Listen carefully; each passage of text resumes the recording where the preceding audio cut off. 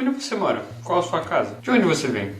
O lugar de onde viemos determina muitas coisas na nossa vida, tanto no sentido material, abrindo ou fechando portas, mostrando oportunidades ou não para a nossa vida, mas também moldam a nossa relação com o mundo exterior, a maneira com que vemos o mundo, com que nos relacionamos com as coisas, com as pessoas e com toda a nossa sociedade. O lugar de onde viemos, onde moramos, é onde depositamos as nossas raízes. Essas raízes, obviamente, são fundamentais para quem nós somos, porque a nossa relação com o passado determina a nossa relação com o presente e com o futuro, por sua vez.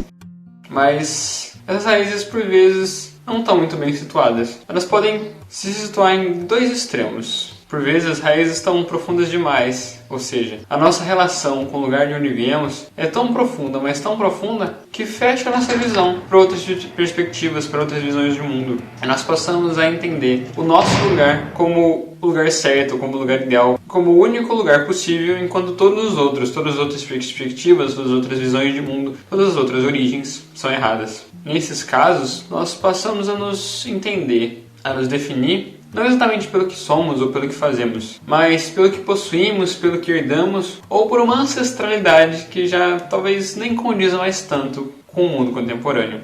E isso é obviamente danoso, porque nesse sentido passamos a nos entender superiores ou inferiores simplesmente por sermos de onde somos, por viermos de onde viemos. E isso abre brecha para uma série de discursos bastante problemáticos que defendem, por exemplo, o dever civilizatório de um povo sobre outro, dos civilizados contra os ignorantes, contra os bárbaros, de uma raça pura que precisa garantir a pureza e se defender do desvirtuamento de sua cultura, ou mesmo da manutenção da opressão de um grupo de pessoas por outro, de uma classe sobre outra ou de uma corporação sobre o resto da população.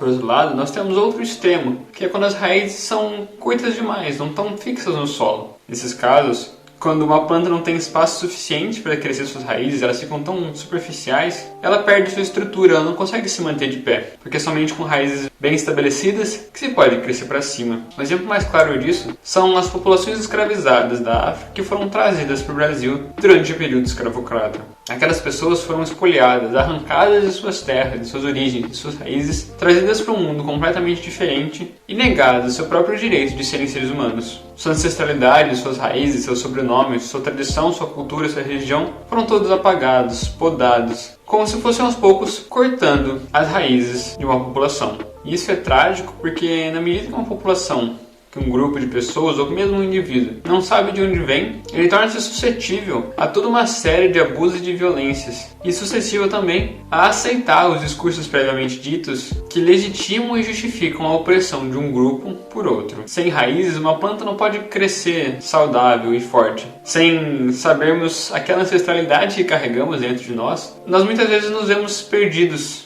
sem um guia, sem uma base que pode nos propulsionar a almejar novas alturas. Por essa razão, eu acho que refletir sobre a nossa casa, não no sentido material das quatro paredes que nos cercam, mas nas paredes mentais que muitas vezes fecham portas na nossa mente, nos impedem de entender a realidade do outro, a vivência do outro e perceber que talvez a casa na qual ele mora, a casa que estrutura o seu pensamento, a sua maneira de ver o mundo, não é a mesma que a minha. E isso não determina se ela seja maior ou melhor, simplesmente determina que ela é diferente. Isso não é um problema, mas é necessário que nós saibamos reconhecer essas diferenças, perceber os desvios do passado, a série de questões em aberto que precisam ser resolvidas, que possamos trabalhar em conjunto visando essas soluções. E um artista, do qual eu particularmente gosto bastante, fez uma reflexão bastante interessante sobre casa, sobre essa ideia de onde nos situamos, de onde vão nossas raízes e até que ponto essas raízes não acabam por muitas vezes nos impedir de ver o mundo de maneira mais clara.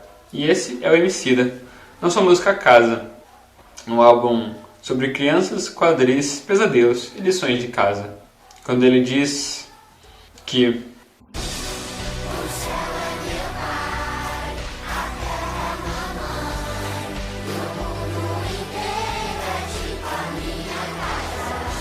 e é curioso como essa estrofe responde a pergunta com qual nós começamos esse vídeo. Questionado sobre qual é a sua casa, ele diz muito bem que o céu é papai, a terra mamãe e o mundo inteiro é tipo a minha casa. Ou seja, É muito interessante nessa relação dual entre o céu e a terra, em que a terra, essa mamãe, seria o lugar onde nós nos estabelecemos, onde nós despejamos nossas raízes, buscamos a nossa ancestralidade, todo aquele passado, todas aquelas tradições, aquelas culturas, aqueles ritos, aquelas práticas que carregamos conosco. E o céu seriam esses objetivos maiores que nós almejamos enquanto indivíduos, mas também enquanto sociedade.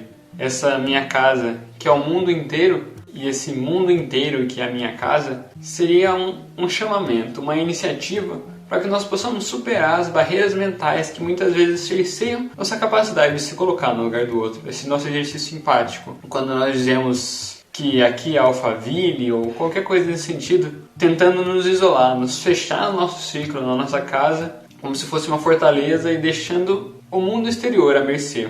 É necessário que haja essa superação, que nós possamos superar algumas dessas limitações mentais que a nossa casa nos impõe, para poder reconhecer a humanidade no outro, perceber que os nossos vizinhos também são seres humanos. E isso, obviamente, não é um exercício muito fácil, muito menos imediato. Ele é uma jornada que demanda esforço e consciência.